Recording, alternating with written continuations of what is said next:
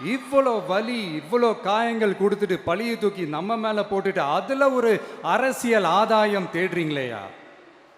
இதுல வாய் கூசாம சட்டசபையில ஸ்டாலின் சார் நம்ம மேல திருப்பி விட்டு அங்க ஒரு அரசியல் செய்றாரு. அதுக்கு என்ன அர்த்தம்?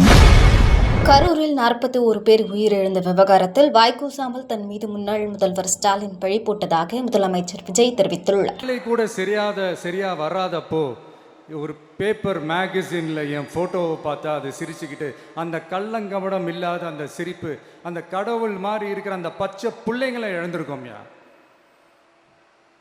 என் அக்கா, தங்கச்சி, அண்ணன், தம்பி, குடும்ப உறவுகளை இழந்து அந்த வலியோட இருக்கிற என்ன நீங்க ஏளனமா பேசுறீங்களா? என் மேல பழிய தூக்கி போடுறீங்களா? இப்படி ஒரு சம்பவம் நடந்துருச்சு. இது ஏன், எதனால, அதுக்கான பின்னணி என்னன்ட்டு அந்த வலியோட வீட்டில் உட்கார்ந்துட்டு இருக்கிறேன். ஓடி ஒளிஞ்சிட்டான்னு வர சொல்றீங்களா? வாயின்னு முன்ன இருந்தா என்ன வேணாலும் பேசுவீங்களா?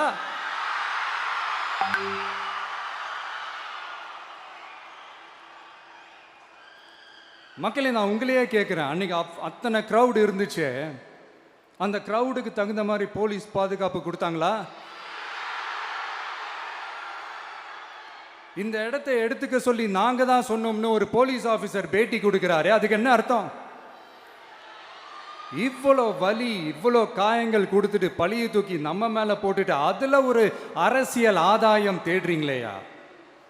இதுல வாய் கூசாம சட்டசபையில ஸ்டாலின் சார் நம்ம மேல திருப்பி விட்டு அங்க ஒரு அரசியல் செய்றாரு. அதுக்கு என்ன அர்த்தம்?